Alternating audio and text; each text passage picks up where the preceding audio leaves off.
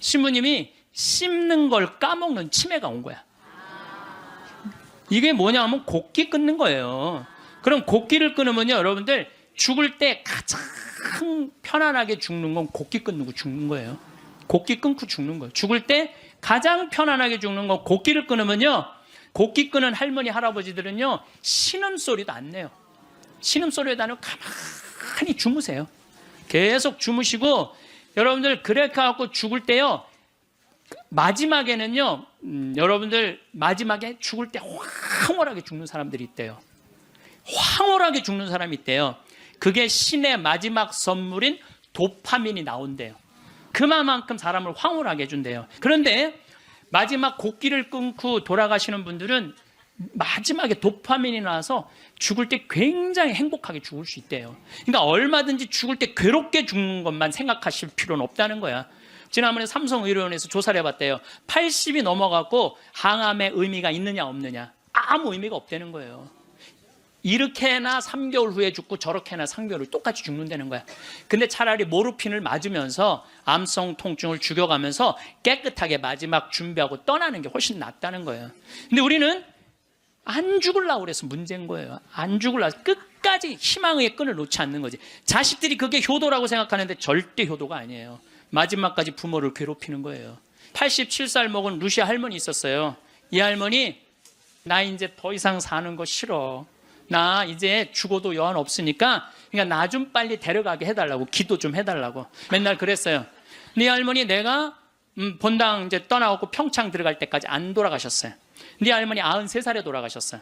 근데 그 아들하고 며느리가 마지막에 이제 나한테 와서 어머니 돌아가셨다고 인사 보고하러 왔는데, 그 며느리가 정말로 기가 막힌 얘기를 하더라고요. 신부님, 우리 어머니가 맨날 나 데려가게 해달라고, 나 빨리 죽고 싶다고 새빨간 거짓말이었다는 거예요. 왜 그러냐? 그러니까 93살에 혼수 상태가 돼갖고 이제 분당에 있는 재생병원에 입원을 시켰대요.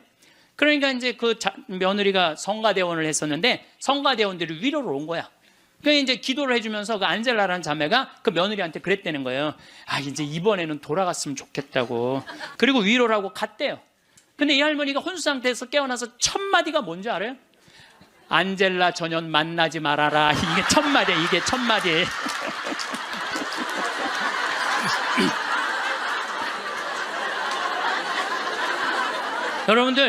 여러분, 오늘 영상의 주제는 세상에서 최고로 잘 죽는 방법입니다. 죽을 때 가장 편안하게 죽으려면 어떻게 해야 할까요? 황창현 신부님의 행복 특강, 지금 바로 시작하겠습니다. 오늘도 행복한 하루 보내시길 바랍니다. 영상이 도움이 되신다면 구독과 좋아요, 알림 설정 부탁드립니다. 네, 감사합니다. 시작 기도 바치고 강의 시작하도록 하겠습니다. 성부와 성자와 성령의 이름으로. 아멘. 무엇을 먹을까, 무엇을 마실까 하고 찾지 마라. 염려하지 마라. 이런 것들은 모두 이 세상 다른 민족들이 애써 찾는 것이다. 너희의 아버지께서는 이것들이 너희에게 필요함을 아신다. 오히려 너희는 그분의 나라를 찾아라. 그러면 이것들도 곁들여 받게 될 것이다. 너희는 이 작은 양떼야, 두려워하지 마라. 너희 아버지께서는 그 나라를 너희에게 기꺼이 주시기로 하셨다. 영광이 성부와 성자와 성령께 성부와 성자와 성령의 이름으로. 아멘. 참 예수님. 네. 지난 시간에 끝에 잠깐 말씀드렸지만은 우리 성 필립보 생태마을은 그렇게 한 사제, 원로 사제께서 제가 그 강원도 평창에 가서 땅을 보니까 땅이 너무 아름다워요. 그래서 주머니에 돈은 한 푼도 없고 20년 전에, 그래서 우리 교구의 최고의 원로 신부님, 또 내가 사랑하는 선배 신부님한테 찾아가서, 신부님, 제가 거기 생태마을을 꾸미고 싶은데 저는 주머니에 돈이 한 푼도 없습니다. 저를, 그때 제일 큰 본당에 계셨으니까 저를 도와주시면 감사하겠습니다. 그랬더니 신부님이 한참 저를 쳐다보시더니, 그래, 네가 한다면은 내가 너를 도와줄게. 처음에는 그 건물 골조까지만 당신이 도와주신다 그러더니 3개월 있다가 신부님이 저를 부르시더니 황신부가 지금 그 건물을 지으려고 돈을 모금하다 보면은 황신부 청춘이 다 없어질 수가 있어. 그러니까 내가 완성까지 해줄 테니 황신부는 거기를 아름답게 운영하는 것만 고민하면 좋겠어. 이렇게 선배 신부님이 당신의 모든 걸, 그래서 신부님 돌아가실 때 통장에 내 강론대로 딱 500만 원 남았어요. 진짜로 너무 기적같이 딱 500만 원 남았어, 돌아가실 때. 그래서 그 신부님이 온전히 그 생태마을을 다 꾸미셔서 저한테 선물로 주신 거예요. 그러니까 나는 신부님 너무너무 감사하잖아요. 그래서 마지막에 제가 신부님을 모시고 살았어요. 황토집을 줘서 신부님 모시고 살았는데 2012년 5월 17일 저녁 8시 17분에 돌아가셨어요. 근데 신부님이 돌아가시기 전에 몇 번 실수를 하셨어요. 근데 저는 신부님이 이 다리가 이제 불편하니까 제가 마지막에 돌아가는 장면을 다 지켜본 거예요. 다리가 불편하니까 신부님이 거동하는 걸 너무너무 싫어하는 거예요. 그래도 제가 신부님 어떻게 했느냐면, 신부님 움직여야 된다고, 움직이자고. 그래갖고 어떻게 했느냐면은 나하고, 오늘도 부관장 신부가 왔는데 우리는 매년 부관장 신부가 오잖아요. 나하고 부관장 신부가 양쪽에 신부님 팔을 껴. 그리고 거의 들다시피 해갖고 외식을 나가는 거예요. 들다시피. 그럼 신부님이 앉지도 못하면은 양쪽에서 팔을 끼고 들어서 앉혀요. 그러면은 반쯤 누워서 드시죠. 반쯤 누워서 드시는데도 계속 끝까지. 근데 신부님이 마지막에 87살이 되고 마지막 이가 다 다르니까 어떻게 해결을 해드릴 수가 없더라고요. 그러니까 이제 잇몸까지 이제 달아서 이제 없어지는 거죠. 그래 당신이 몇 번 실수를 하셨어요. 실수를 하셨는데 87살이면 실수해도 그거 험은 아니죠. 근데 그걸 혼자 못 견디더라고요. 그걸 혼자 처리하려고 화장실에서 2시간, 3시간을 그걸 혼자 닦아내고 쓸어낸다고. 그래서 그걸 지켜보니까 안 되겠어. 신부님 병원에 모셔야 되겠다. 이제는 병원에 모실 때가 됐다. 그래갖고 이제 빈센트 병원에 신부님을 모셨죠. 신부님 모셨는데 나는 이번에 처음 알았어요. 신부님이 씹는 걸 까먹는 치매가 온 거야. 치매가 와도요, 밥을 떠넣어드려도 씹지를 않는 거야. 이게 뭐냐면 곡기 끊는 거예요. 그럼 곡기를 끊으면요, 여러분들 죽을 때 가장 편안하게 죽는 건 곡기 끊고 죽는 거예요. 곡기 끊고 죽는 거예요. 죽을 때 가장 편안하게 죽는 건 곡기를 끊으면요, 내가 이제 마지막 병자성사를 다녀보면은요, 곡기 끊은 할머니 할아버지들은요 신음소리도 안 내요. 신음소리도 안 내고 가만히 주무세요. 계속 주무시고, 여러분들 그렇게 갖고 죽을 때요, 마지막에는요, 여러분들 마지막에 죽을 때 황홀하게 죽는 사람들이 있대요. 황홀하게 죽는 사람이 있대요. 그게 신의 마지막 선물인 도파민이 나온대요. 내가 옛날에 강의할 때 그런 얘기 했어요. 사랑할 때 뭐가 나온다고? 도파민이 나온다고 그러니까 바람 많이 피는 사람들이 도파민 많이 나오는 사람들이 바람 많이 피는 거야. 몸에 60이 넘어도 바람 피는 사람들 있죠? 그런 사람들 조사를 해보면 몸에 도파민 막 나오는 거예요. 새로운 여자 찾아다니는 남자들 보면 도파민 많은 거야. 그만큼 사람을 황홀하게 해준대요. 이게 신이 내린 마지막 선물이래. 그런데 마지막 곡기를 끊고 돌아가시는 분들은 마지막에 도파민이 나와서 죽을 때 굉장히 행복하게 죽을 수 있대요. 그러니까 얼마든지 죽을 때 괴롭게 죽는 것만 생각하실 필요는 없다는 거야. 곡기를 그냥 씹는 걸까? 그래서 이제 물리치료사가 와갖고 계속 씹는 법을 가르쳐 주더라고요. 그래서 우리 신부님 이제 도저히 안 되겠다고 씹는 걸 까먹는 치매가 와서 그 다음 조치를 취해야 되겠다는 거야. 그럼 그 다음 조치를 뭐냐니까 목에 구멍을 뚫는 거라는, 목에 구멍을. 영국 이코노미스트지에서, 발음이 잘 안 나오네. 이코노미스트지에서 죽음의 질을 조사했는데 우리나라가 꼴찌예요. 한국인이 가장 준비 없이 혼란스럽고 많은 고통을 받고 가장 많은 비용을 쓰면서 가장 불행하게 죽어간대요. 한국 사람들이. 이게 딱 맞는 얘기야. 제가 지금 장장 9시간에 걸쳐서 죽음에 대한 얘기를 하죠. 근데 왜 우리는 죽음의 준비가 없이 혼란스러우냐? 끝까지 안 죽으려고 그래. 끝까지. 죽음 이후의 세계를 바라지 않기 때문에. 우리나라는 여러분들 터키 사람들은 천당 간다고 믿는 비율이 95%라고 제가 얘기했잖아요. 근데 우리나라 사람은 천당 간다고 믿는 비율이 49%밖에 안 되는 거예요. 그러니까 어떻게 해서든지 수단과 방법을 가리지 않고 끝까지 살려고 노력을 하는 거야. 그러니까 죽을 때 준비가 없는 거예요. 죽음을 받아들이지 않은 거야. 혼란스러운 거야. 내가 천국에 갈지 지옥에 갈지 이게 확신이 없으니까 혼란스럽고, 가장 많은 고통을 받아요. 끝까지 약을 투여하니까 고통을 겪는 거예요. 고통을 많이 받고 가장 많은 비용을 써. 이 서양 사람들, 영국 사람들 보면은요, 죽을 때가 되면은요, 받아들이는, 요즘 그런 문화가 그래서 참 안타까운 거는 미국의 대학은 죽음이라는 과목을 강의를 해요. 대학에서. 아예 죽음이라는 것을. 여러분들, 우리가 인생의 가장 큰 숙제 중에 하나가 뭘까요? 죽음이에요. 근데 거기에 대해서 우리는 아는 게 하나도 없어. 그냥 안 죽으려고만 그래. 아는 거 없이 안 죽으려고만. 죽음학이라는 게 있다니, 죽음학이라는 게. 그래서 나는 우리나라 적어도 대학 정도면 죽음학을 가르쳐야 된다고 생각을 해요. 죽음에 대해서. 제가 마지막에 괴롭게 죽는 분들을 너무 많이 봤거든. 병자성사 쫓아가서 보면은 막 피를 토하고 막 온몸을 떨고 죽는 사람들도 많아요. 그런데 정말로 곱게 죽는 할머니들, 내가 정말로 잊지 않는 할머니야. 보자, 비산동 보자니까 22년 전 보자 때인데, 새벽에 막 4정안을 두들기는 거예요. 나가보니까 그냥 덩치가 이만한 고등학교 2학년 3학년 여학생인데, 신부님 우리 어머니 돌아가셔요 그런데 99살이래. 그래갖고 새벽에 쫓아갔는데, 내가 가니까 할머니 참 곱더라고요.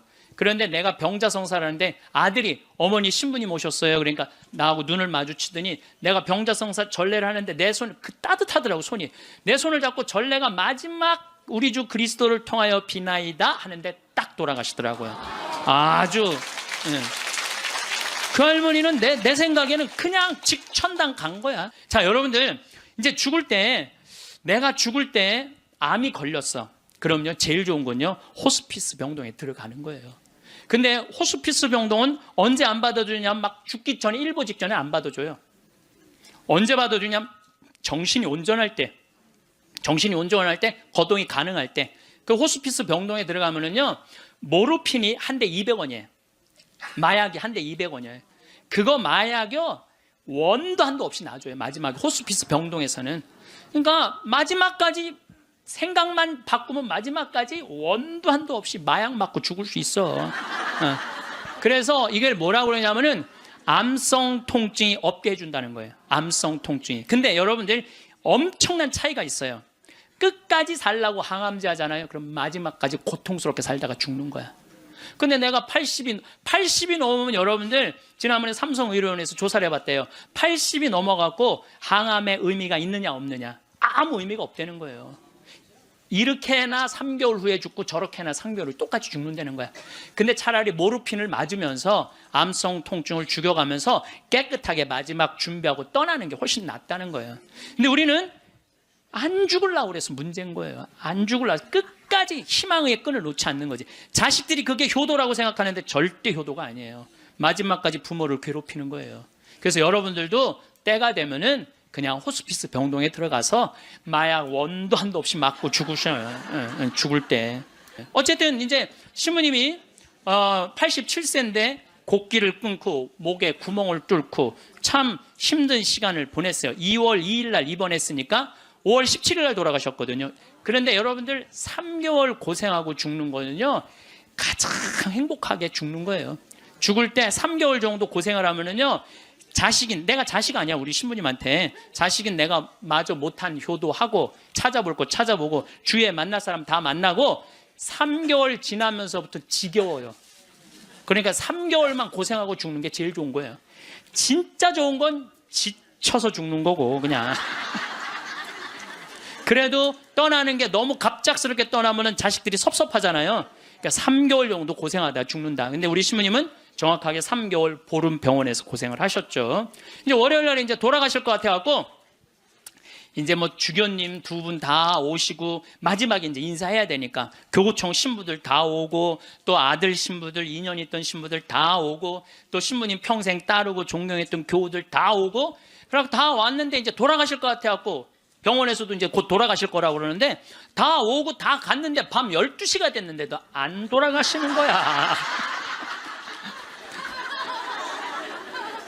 다 준비하고 이제 떠나보낼 준비 다 했는데 새벽 2시가 돼도 안 돌아가시는 거예요. 나는 당장 내일부터 또 피정 강의해야 되는데 그래서 내가 신부님한테 그랬어요. 이제 이렇게 계속 잠만 주무시니까 신부님 내가 옆에 지키고 있으면 좋겠는데 아무래도 신부님 안 돌아가실 것 같으니까 나 피정 강의하고 또 올 테니까 그때까지 살아 있으라고. 그리고 나는 이제 강원도 평창에 가서 피정을 계속했는데 목요일 날 그날은 느낌이 이상하더라고요. 오늘 돌아가실 것 같다. 전화를 계속해 보니까 계속 혼수 상태라고 그러고. 그래서 목요일 날은 강의 2시에 마치고 부관장 신부님한테 야 네가 나머지 다 해라. 나 아무래도 오늘 신부님 돌아갈 것 같다. 그래갖고 이제 부지런히 이제 수원 빈센트 평창에서 빈센트에 또 와갖고 이제 신부님 옆에 이제 한 저녁 7시 됐는데 와서 보니까 멀쩡하게 계신 거예요. 안 돌아가시고. 그냥 1시간을 지키고 있는데도 계속 그냥 멀쩡하게 있는 거예요. 그래서 내가 이제 신부님한테 얘기했죠. 신부님 이제 좀 돌아가셔라. 아니 내가 장어를 많이 사줘서 안 죽는 거냐. 신부님이 돌아가셔야지 신부님도 편안하고 나도 편안할 거 아니냐. 이제 그냥 신부님 평생 사죄로 60년 동안 살으셨으니까 하느님이 신부님 자리 잘 만들어 놨을 거니까 돌아가셔라. 근데 뭐 3일 동안 혼수 상태에 있던 분이 내가 그 말을 했는데 눈을 딱 뜨는 거예요. 내가 얼마나 깜짝 놀랐는지 몰라. 이분이 워낙 무서운 분이거든요. 눈을 뜨는데 깜짝 놀랐어요. 그랬더니 그 평생 로사하고 가브리엘 신부님 모시던 부부가 그러는 거예요. 아유 우리 김 신부님이 황 신부님을 사랑하긴 사랑했나 보다고 저렇게 눈 뜨라고 사람들이 수도 없이 와서 얘기했는데도 눈 안 뜨더니 저거 보라고 황 신부님 얘기하니까 저 눈 뜨는 거 보라고. 그래서 내가 신부님한테 그래서 신부님 나는 신부님 때문에 평생 행복했다. 정말 신학생 때부터 참 아껴주셨거든요. 보자 때도 그랬고 또 내가 새로 막 성당 이제 본당 신부 돼갖고 막 혈기왕성할 때 성당 분가하려고 땅이 나왔는데 그 땅 돈이 2억이나 됐어. 20년 전에. 그런데 2억 있어야지 그 땅을 딱 잡는데 지금 그 땅이 아주 아파트 한가운데 금싸라기 땅이 됐어요. 나야 뭐 기댈 신부님 그분밖에 없고 신부님 저 돈 좀 2억 꿔주세요. 그분이요 단 1초도 안 걸리고 내려와. 이마만큼 아끼고 사랑해 주셔서 나한테 얼마나 고마운 분이에요. 평생. 그래서 내가 신부님한테 신부님 내 평생 내 바람막이고 내 의지가 됐는데 너무너무 고맙다고. 그리고 신부님 오늘 내가 다 오라고 그랬거든. 신부님 친한 그 사랑했던 분들 교우들 다 저 눈 좀 마주치라고 다. 그랬더니 내가 시키는 대로 눈을 다 마주치더라고요. 그럼 마지막에 이제 내가 손을 꼭 잡고 신부님 너무너무 고마웠다고. 근데 신부님이 내 손을 꼭 잡더니 눈을 그대로 숨을 거두시더라고요. 네, 그래서 아니 나는 우리 신부님처럼만 죽을 때 죽는다면 원도 한도 없겠어요. 원도 한도 없. 그래서 이제 의사가 와갖고 사망 선언을 하더라고요. 그래서 이제 신부님 떠나 보냈어요. 근데 신부님이 그게 문제가 아니야. 신부님하고 평상시에 뭐가 제일 신부님하고 싸웠느냐면 이놈의 영정사진 때문에 제일 싸웠어요. 영정. 나는 신부님이 50살 때 빵떡 모자를 쓰고 곰방대를 탁 물고 흑백 사진인데 너무 멋있더라고요. 신부님 나 이걸로 영정사진 할 거다. 그랬더니 신부님 싫다는 거예요. 왜 싫으냐 그랬더니 신부님이 하시는 말씀이 무슨 신부가 담배 피는 걸 영정사진으로 하느냐고. 담배 피는 걸 자기 로만 칼라 찬 걸로 하고 싶다는 거. 로만 칼라 찬 걸로.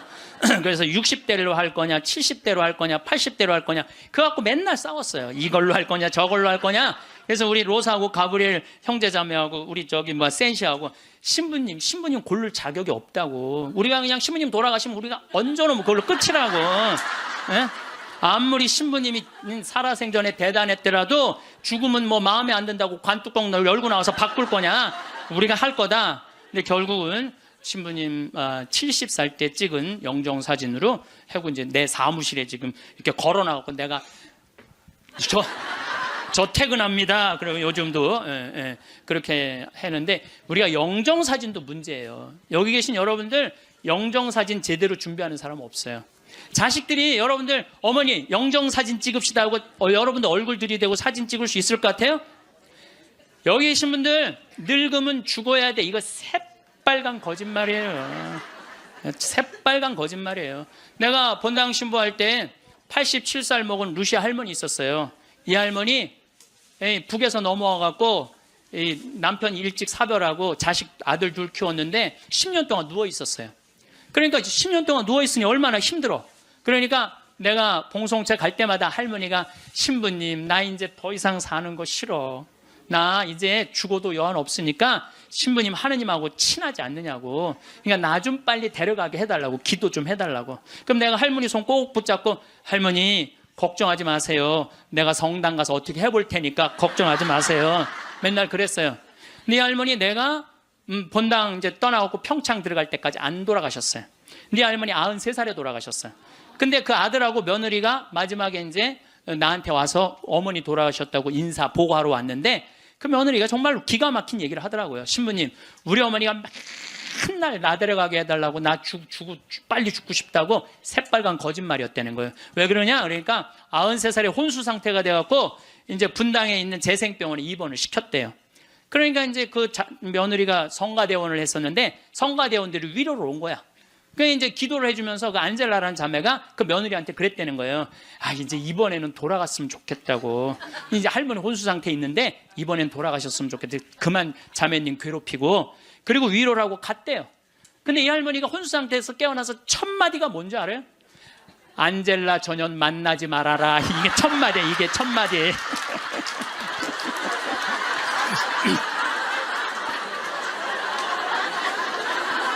여러분들 죽음이 가까울수록 삶에 대한 애착은 더 강한 거예요. 죽음이 가까울수록 삶에 대한 애착은 더 강한 거예요. 그러니까 어머니 사진 찍읍시다, 영정 사진 찍읍시다. 자식들이 못 들이대요. 또 여러분들 그 수상한 그녀라는 거 봤어요? 할머니가 마지막에 예쁠 때 영정 사진 찍는다고 그러잖아요. 예. 본인들도 영정 사진 안 찍어요. 찍으면 죽어야 되는 줄 알고. 그렇게 죽기 싫어하는데 영정 사진 찍어. 그러니까 이제 마지막에 언제 찍느냐면 막 숨 넘어가기 일보 직전에 엄마 영정사진 하나를 준비 못 해놓은 거야. 이걸 찍는 거야, 이걸.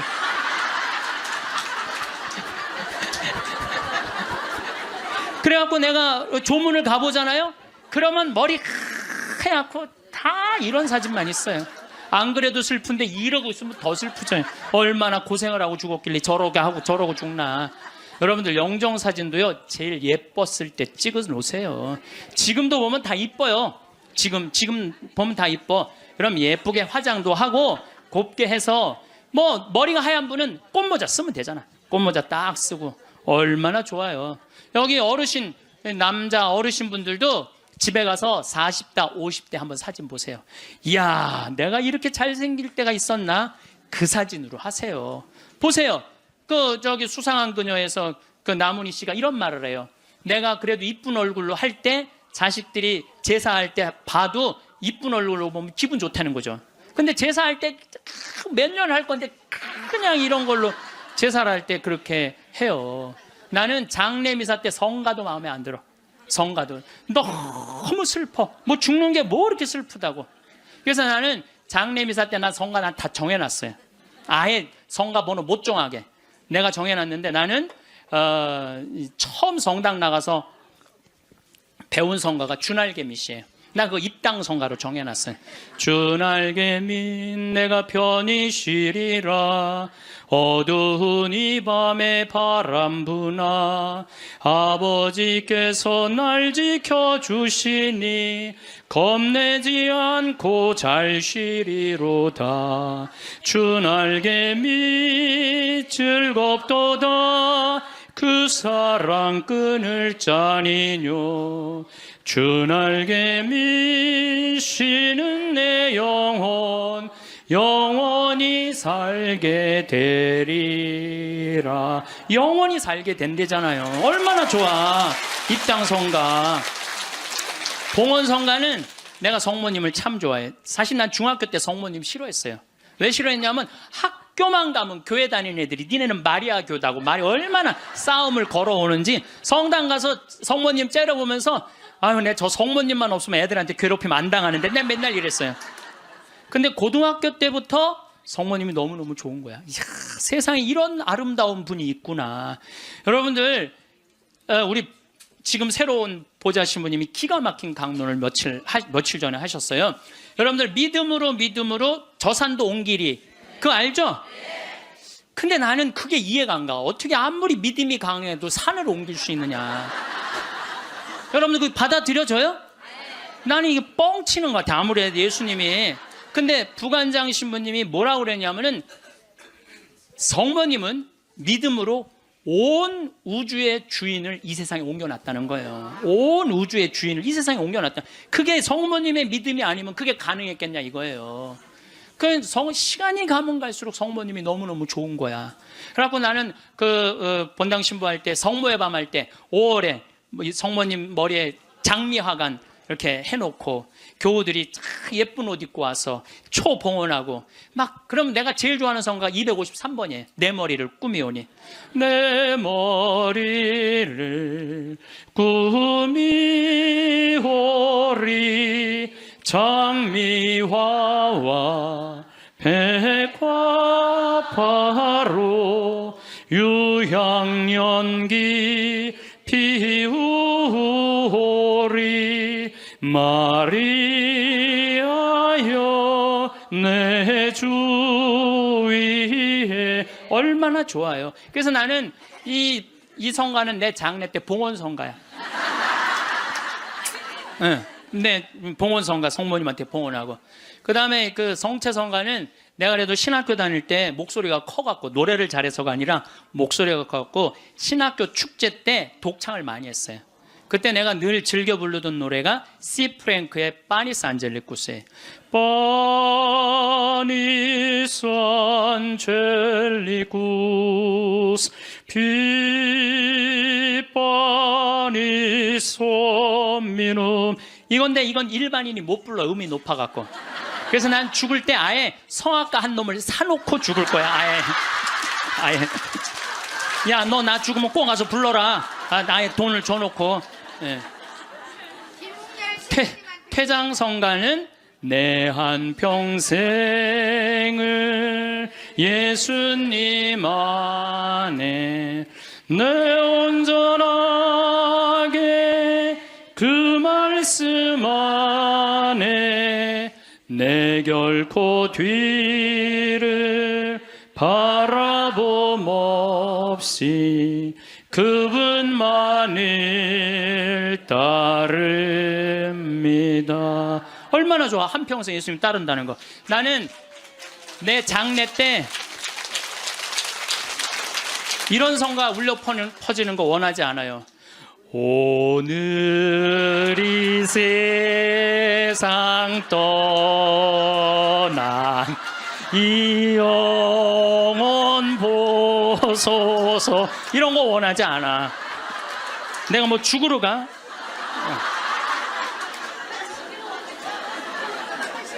여러분들, 우리가요, 이 죽을 때도 좀 멋있게 죽자 이거야. 멋있게. 그래서 죽음을 피하지만 말고 죽음을 준비해 놓고 죽잖아요. 그리고 장례 때 장례 예물 하나 준비해 놓지 않고 죽지 말라는 거예요. 예? 그냥 신부님한테 찾아가고 미리 죽을 때 한 1년 전에 알잖아요. 내가 견딜 거다 못 견딜 거다. 끝까지 살지 않을 거 아니에요. 그럼 100만 원이든 200만 원이든 예물 갖다 주면서, 신부님 나는 내 저기 장례 때 꽃 예쁜 걸로 해달라고 그러고, 성가대 이 성가 해달라고 번호도 좀 갖다 주고 예물도 좀 드리고 좀, 그리고 좀 멋있게 죽으세요. 그게 죽음을 준비하는 거야. 내가 12년 전에 그 김마리아 할머니라고 있었어요. 폐암으로 86세에 돌아가셨는데 병자성사를 청하더라고요. 가보니까 할머니가 그러는 거예요. 신부님 머리맡에 저 봉투 좀 꺼내보라는 거예요. 꺼내보니까 4천만 원이 들어있어요. 할머니 이게 뭐냐고 그러니까, 신부님 내가 평생을 살면서 40의 과부가 되었고 자식을 6을 키웠대요. 그야말로 뼈가 빠지게 살았대요. 뼈가 빠지게. 근데 신부님이, 본당 신부님이 딱 오시더니 누가 고생만 하다 죽으라고 그랬느냐고. 예수님이 그런 적 한 번도 없다고. 예수님은 맨날 먹고 마시고 노는 게 일이었다고. 성서에 그 말이 나와요. 저 사람은 맨날 먹고 마시고 논다, 이게 성서에 나온다니까요. 아시죠? 네, 그게 일이었던 분이야. 근데 우리는 왜 뼈가 빠지게 고생만 해야 돼? 우리도 예수님 닮으려면 먹고 마시고 놀아야지. 그래갖고 내가 성당 본당 신부할 때 할머니 할아버지들한테 그랬어요. 할머니 할아버지들 우리 제주도 여행 가자. 자기 돈으로 돼갖고 여행을 안 가면 누가 돼서 가야 돼? 자식들이 돼야 되잖아요. 근데 누가 늙은 엄마 데리고 제주도 여행을 가요? 신혼여행이나 가지. 그래갖고 돈 걱정하지 말아라. 여기 헌금봉투에 돈 많다. 이걸 가지고 가자. 그래갖고 성당 예산으로 할머니 할아버지 200명 데리고 제주도를 4박 5일 갔었어요. 그런데 딱 비행기를 탔는데 그 기장님이 딱 능평성당 노인대학 대건 노인대학 할머니 할아버지들 환영합니다. 즐거운 여행 되십시오. 할머니들이 깜짝 놀라는 이게 뭔 소린가. 평생 그런 대우를 받아봐요. 비행기 기장님이 여행 잘하시라고 그러니. 그리고 이제 마라도를 가는데 그날따라 날치가 날아가는데 막 30m씩 날치가 날아가는데 막 기가 막힌 거예요. 그러니 이 할머니들이 신부님이 손잡고 회 먹으러 가지, 배 타러 가지, 얼마나 신나요. 그러면서 그 할머니 마리아 할머니가 그래요. 내 평생 신부님하고 산 3년처럼 행복했던 적은 없다는 거예요. 신부님이 청와대도 데리고 가고, 청와대도 여러분들 청와대도 신청만 하면 다 들어갈 수 있어요. 청와대도 신청만 하면 다 들어가. 그 다음에 강원도 생태마을은 내가 그 주인이니까 맨날 3박 4일씩 할머니들 데려와서 놀고 래프팅 태워주고. 그러니까 자기는 그 3년 동안 사는 게 인생에 그렇게 행복했을 적이 없었다는 거야. 정말 성당 가는 게 소풍 가는 기분이었대. 매일매일. 근데 신부님 말대로 내가 할머니가 돈이 많았는데 쓸 줄을 몰랐던 거야. 돈이 많았는데 이 2천만 원은 어려운 이웃한테 도와주면 좋겠다. 그래서 내가 그 영월에 도와주는 저기 보육시설이 있어요. 거기 갖다 주고, 신부님이 1,000만 원은 신부님 미사 드릴 때 성작은 꼭 내가 봉헌한 걸로 하고 싶다는 거야. 새로 성당이 신설 성당이니까 참 할머니가 똑똑하기도 해요. 그래갖고 이제 그걸 이제 해갖고 이제 성작하고 성합하고 해서 아주 좋은 걸로 했죠. 이 1,000만 원은 뭐냐니까 신부님이 이거는 자기 미사 예물이라는, 나 죽으면은 나를 위해서 미사 드려달라는 거야. 내가 그 할머니 1년에 300번 거의 미사 드려줬어요. 거의 한 5년 동안에 매일 그렇게 드려줬고, 요즘도 1년에 30번 해요. 여러분들 자식이 여러분들 1년에 여러분들 위해서 30번 위령 미사 낼 것 같아요? 그러니까 나한테 갖고 오라고.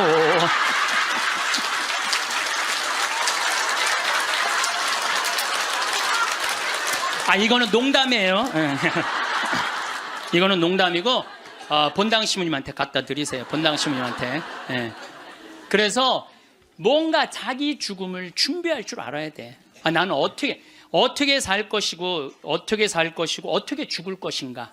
내 영정 사진은 어떻게 해놓고 이렇게 준비를 하나하나 해두시면서 삶을 이렇게 멋있게, 아까 이혜인 수녀님처럼 이렇게 빨랫줄에 늘어놓고 내 삶이 이렇게 노을에 물들듯이 이렇게 바라볼 수 있는 그런 분들이 저는 됐으면 좋겠어요. 여러분들, 내가 2017년 9월 30일부터 10월 9일까지 추석이 끼어갖고 황금 연휴야. 여러분들은 뭐 황금 연휴하고 아무 상관없는 분들이지만은 계속 황금 연휴잖아. 지금 계속 앞으로 50년 동안 황금 연휴. 근데 어쨌든 우리 생태마을에 매년 이제 정월만 되면 나한테 와갖고 세배를 하는 아이들이 있어요. 내가 얘네들을 언제부터 봤냐? 중학교 3학년 때부터 봤던 애들이야. 그래갖고 저기 다시 또 본당 신부로 가갖고 혼배해주고, 걔네들 난 애들 유아세례 주고 뭐 다 그랬던 애들인데 아버지 같은가 봐. 근데 사실은 1월 1일에 오면은 나는 1년 동안 에너지를 다 쏟아 넣어갖고 12월 한 25일부터 한 1월 5일까지는 아무도 안 봐요. 내 방에만 있죠. 그냥 혼자 있는 게 너무너무 좋으니까. 그래서 와도 잘 안 놀아줘요. 안 놀아주는데도 20년 동안 변함없이 오는 거야. 마음이 짠하더라고요. 그래서 작년에도 올해도 또 왔고, 작년에 왔길래 얘들아, 내가 너희들하고 못 놀아줘서 미안해. 너무 내가 지치고 힘들 때 니네들이 와서 못 놀아줘서 미안한데, 대신 2017년 9월 30일부터 10월 9일까지 지금 다 직장 다니니까 황금 연휴야. 내가 그때 너희들이랑 동유럽 여행을 갈게. 그랬더니 얘네들이 너무 신난다는 거야. 그래갖고 얘네들이 벌써 개모임을 시작을 한 거야. 근데 여러분들, 사람이라는 게요, 계획이 있잖아요. 삶이 지겹지가 않아요. 내가 1년 후에 무슨 일을 하고 3년 후에 무슨 일을 할 거라는 계획이 있잖아요. 삶이 지겹지가 않아요. 벌써 이제 1년을 모았대. 자기네들이 무슨 카톡 방도 만들어 놨대. 그래갖고 맨날 그거 뭐 크로아티아를 갈 거냐, 무슨 폴란드를 갈 거냐, 자기 모여서 얘기하는 것만 해도 즐거운 거예요. 모여서 얘기하는 것만 해도. 그래서 여러분들도 계획을 세우세요. 얘네들이 뭐 한 달에 한 20만 원씩 모은대요. 그러면 충분히 갔다 오거든요. 아니 뭐 무슨 사치를 하라고 그래? 낭비를 하라고 그래? 지금 2년 전부터 모아갖고 한 5년 모아갖고 가는 건데 자기네들이 너무너무 행복하대요. 그래갖고 거기 벌써 뭐 20명이나 모였대. 한 10명 데리고 가려고 그랬더니 우리 직원들도 자기네들도 간다는 거야. 네. 저는 여러분들 제가 요즘 아프리카 봉사를 참 많이 하잖아요. 난 우리 직원들한테 이번 연말에 직원들 회의를 하는데 직원들한테 너무너무 고마운 게 얘네들 분유를 대주는 그 기관에서 작년 말로 분유를 끊었대요. 수녀님이 걱정을 하더라고요. 그래서 내가 우리 직원들한테 넌지시 얘기했어요. 야, 거기 분유 우리 잠비아 우리 생태마을 직원들이 모아서 보내주면 안 될까? 그랬더니 직원들이 막 회의를 하더니 30명 직원들이 하겠다고. 보니까 1년 내내 분유를 대줄 수 있겠더라. 우리 직원들이 이렇게 내는 걸 보니까. 우리 또 보좌 신부님은 11조를 또 한대요. 신부된 지 1년밖에 안 된 신부인데 자기는 꼭 11조 하나님한테 봉헌한대요. 전 신부는 안 그래도 되는데 굳이 그럼 보좌 신부가 이제 한 달에 이제 10만 원씩 내놓을 것 같아 보니까. 그러니까 뭐 이 합치면은 걔네들 뭐 분유 충분하게 먹을 수 있을 것 같아. 그래서 여러분들도 아프리카 가는 거를 멀게 생각하지 마세요. 아프리카 여러분들 얼마면 가느냐? 비행기가 한 230만 원이야. 그리고 여러분들 한 달에 30만 원이면 여러분들 먹는 거 충분히 떨어져요. 30만 원만. 그럼 230만 원에 30만 원이면 360만 원 아니에요. 그렇죠? 600만 원. 그리고 400만 원은 거기다 주고 1000만 원만 있어도 아프리카 1년 갔다 올 수 있어요. 거기 가면 여러분들 할 일 너무너무 많아요. 지금 옥수수가 막 자란대. 풀도 뽑고 또 애들도 씻겨주고 병원 청소도 해주고 또 내가 이제 이번 여름에 대학생 40명을 데리고 아프리카에 갈 거예요. 여러분들 자녀들 또 이 방송을 보는 분들 중에서 원한다면 아프리카 우리 생태마을로 자원해 주세요. 그리고 이번에는 가갖고 우리 문화교류도 할 거야. 또 안과 선생님 많이 필요해요. 안과 선생님들도 있으면 자원을 해주면은 여러분들 가갖고 1년 아프리카 여러분들 생각 60살 되면요. 제가 얘기했잖아요. 이 0.7년 곱하면 6, 7이 42야. 42살이야. 42살에 한국에서 그냥 이 1년 1,000만 원 써요. 1년 1,000만 원 쓰신다니까. 그러니까 그거 가지고 내 생각에는 아프리카 가서 1년 동안 봉사활동 하고 오잖아요. 여러분들 삶이 달라져요. 완전히 달라진다는 내가 확신합니다. 남을 위해서 한번 인생을 살아보잖아요. 남을 위해서 사는 것처럼 의미가 있는 게 내가 그 치과 의사 선생님들이 사실은 일주일을 비우면은요. 치과는 돈이 얼마야. 근데 첫 해는 2분을 데리고 갔는데 조금 좀 미안하더라고요. 근데 둘째 데리고 갔는데 자기네들이 너무 행복해하는 거야. 근데 지난 월요일날 그 선생님들 모였는데 더 많이 끌어모아갖고 간다는 거예요. 막 가슴이 설렌다는 거예요. 자기네들 한 주면 2천만 원, 3천만 원 돈을 못 버는 건데 막 설렌다는 거예요. 남을 도와주고 어려운 사람을 위해서 자기가 무언가 할 수 있다는 건요. 인생이 즐거운 거예요. 여러분들 이 세상 살면서 나만을 위해서 살다 가면 그 얼마나 어리석은 일이에요. 이웃을 위해서도 좀 살고 그런 설계를 한번 해보라는 거예요. 나도 한번 아프리카 한 1년 가갖고 봉사활동 한번 해봐야 되겠다. 그런 우리가 한국에서 욕심 부리면서 지지고 볶고하지 말고 맨날 싸우고 죽이는 것만 보고 그러지 말고 좀 그 아름다운 데 가갖고 수녀님들하고 같이 기도도 좀 하고 그 아프리카 수사님 수녀님들 많으시거든요. 그 수녀님들하고 얘기도 좀 하고 영어 안 돼도 다 통해요. 걱정하지 마세요. 말 안 해도 다 통하니까 걱정하지 마시고 내가 한번 그런 도전을 해보면은요 사는 게 즐거울 거야. 근데 그냥 오늘이 저날이고 저날이 이날이고 이런 사람들은요 사는 게 너무너무 재미없어요. 자 마지막 기도 바치겠습니다. 성부와 성자와 성령의 이름으로 아멘. 예수님께서 그들에게 말씀하셨다. 내가 진실로 너희에게 말한다. 누구든지 하느님의 나라 때문에 집이나 아내, 형제나 부모나 자녀를 버린 사람은 현세에서 여러 곱절로 대받을 것이고 내세에서는 영원한 생명을 받을 것이다. 영광이 성부와 성자와 성령께 성부와 성자와 성령의 이름으로 감사합니다. 황창현 신부님의 행복 특강이 어떠셨나요? 오늘 황창현 신부님께서는 곡기를 끊고 평온한 죽음을 맞는 것에 대해 말씀해 주셨는데요. 참 공감 가는 부분이 많았습니다. 병원에서 죽기 전까지 주는 정맥주사는 몸을 말라가듯 죽을 수 없게 하고 수분이 넘치는 상태를 유지시킨다고 합니다. 곡기를 끊고 말라가듯 죽을 때 인간은 오히려 죽음의 고통을 덜 느끼는데 병원에서 연명 치료에 시달리다가 고통 속에 가시는 분들이 많습니다.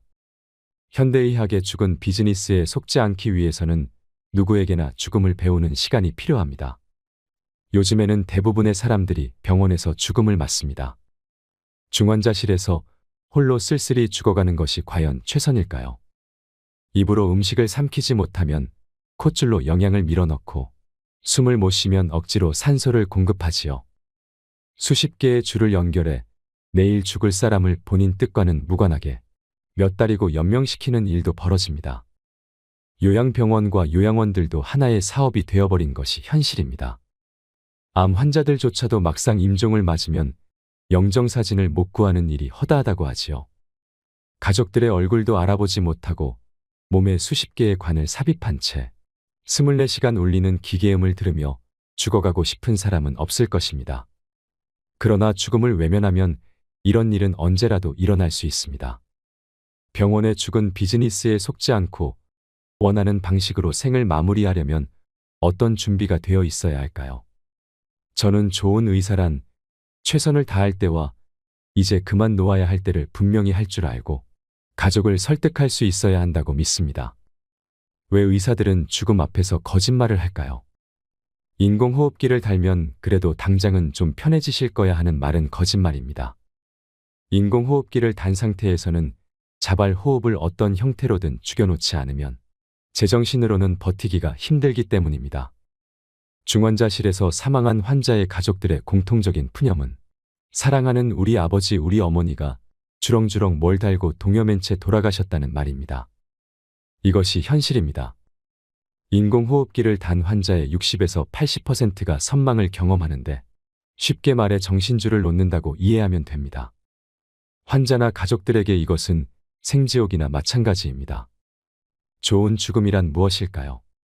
죽음에 임박했을 때도 존엄성과 사생활을 보호받을 수 있어야 합니다. 그리고 죽을 장소를 내가 선택할 수 있어야 합니다. 마지막으로 임종 시 함께 할 사람을 선택할 수 있어야 합니다. 저는 생명 유지 장치를 쓸 것인지 사전에 결정하고 그 결정을 존중받아야 하며 무의미한 생명 연장을 하지 않는 것이 좋은 죽음이라고 생각합니다. 늙으면 빨리 죽어야지. 나 좀 죽게 해줘. 이런 말은 빈말로라도 하지 않으셨으면 좋겠습니다. 세상에 남겨진 이들에게 고통이 될 수 있습니다. 내가 언제 죽을지 아무도 모르고 죽을 때 죽는 것입니다. 그러니 내가 힘들다는 이유로 입버릇처럼 그런 말은 하지 말아주세요. 데이비드 캐슬러의 인생 수업을 보면 이런 글귀가 있습니다. 삶의 마지막 순간에 사랑하는 사람들을 마지막으로 한 번만 더 볼 수 있게 해달라고 기도하지 말라. 지금 그들을 보러 가라. 우리에게 주어진 남은 생, 사랑하는 이들과 더없이 행복하고 소중한 시간을 보내셨으면 좋겠습니다. 지금부터 말씀드리는 내용은 꼭 기억해 두셨으면 합니다. 우리가 임종이 다가왔다는 것은 어떻게 알 수 있을까요?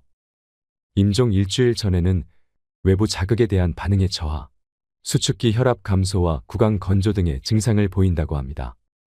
특히 임종 하루 이틀 전부터는 혈압이 현저하게 떨어지고 가래 끓는 소리를 내며 눈을 위로 치켜뜨는 증상을 보인다고 하죠. 의식의 변화는 진정과 기면의 단계를 거쳐 혼수와 사망에 이르게 되는데 이는 잠들듯 편하게 눈을 감는다는 표현을 의학적으로 설명한 것입니다. 하지만 일부 환자들은 환각 경련 등 임종 직전에 선망을 겪습니다. 의식이 나빠지면 이에 따라 호흡이 불안정해지는데 숨을 몰아쉰다든지 긴 시간 숨을 쉬지 않는 무호흡 증상이 나타나면 임종에 임박한 것으로 보아야 합니다. 하지만 이것을 기억하세요. 무난한 임종 상태로 임종에 가까워지면 오히려 통증은 줄어듭니다. 임종 환자의 가래 끓는 소리를 의학적으로 임종천명이라고 하는데요. 신체 기능이 쇠약해져 기관지에 고인 분비물을 뱉어내거나 삼킬 수 없어지면서 기도 내에 분비물이 쌓여 발생합니다. 이 증상이 일어날 때쯤이면 대체로 의식은 혼수 상태이며 환자는 불편함을 거의 느끼지 않는다고 알려져 있습니다. 이 시점에 도저히 참지 못하고 환자를 의료기관으로 옮기는 순간 연명 치료의 굴레에 들어서게 되는 것입니다. 밥을 못 먹는 단계를 지나 물도 못 마시는 단계가 오면 이제는 정말 살 시간이 얼마 남지 않았음을 알고 이에 대한 준비를 해야 합니다. 통념과 달리 임종 환자는 탈수가 되었다고 해서 갈증을 호소하지 않습니다. 우리 주변의 현인들 중에서는 영면에 들기 전 곡기를 끊고 죽음을 기다리는 경우가 있습니다. 저는 가야 할 때가 왔다고 생각되면 이렇게 자연으로 돌아가는 것이 가장 바람직한 형태의 죽음이 아닌가 생각합니다. 김학철이라는 독립운동가를 아시나요? 임종하시기 전에 21일간 물만 드시면서 꼬박 굶고 마지막에 관장을 하고 돌아가셨다고 하는데요. 이렇게 돌아가시면 염할 것도 하나도 없다고 합니다. 마지막으로 김학철 전집에 있는 이 글귀를 들으시면서 어떤 죽음이 좋은 죽음일지 한번 생각해 보시면 좋을 것 같습니다. 노혁명가의 죽음, 은빛 호각. 내 일생을 통해 가장 경계해온 것이 남에게 쓸데없이 폐를 끼치는 일이요. 다른 하나는 번거로움이니 며느리 너는 나 죽은 날에도 울지 말고 그냥 학교에 가라. 가서 평상시처럼 아이들을 가르쳐라. 위험 있는 삶도 어렵지만 사람이 천명을 알고 자신의 죽음을 위험 있게 맞기가 쉽지 않거늘. 그러나 선생은 그렇게 했다. 더는 목숨에 연연하지 않겠다며 일체의 병원 치료와 주사를 거부하고 꼬박 20하루를 굶은 뒤 소년처럼 머리는 면도로 깨끗이 밀고 간호사를 불러 관장하고 중산복으로 갈아입은 다음 남들이 다 잠자는 새벽 2시 반에 조용히 식구들을 깨워 병원으로 갔다. 그리고 평소의 모습처럼 침대에 누워 도란도란 얘기를 하시다가 그만 깜빡 저 세상으로 가시었다. 입가엔 행복했던 날, 손녀와 함께 짓던 미소 자국이 역력했으며 눈가에선 마지막 매섭고 밝은 빛이 빛났다. 향년 85세. 이상으로 책틀맨이었습니다. 지혜를 쌓는 당신의 오늘이 아름답습니다. 더 좋은 영상으로 찾아뵙겠습니다.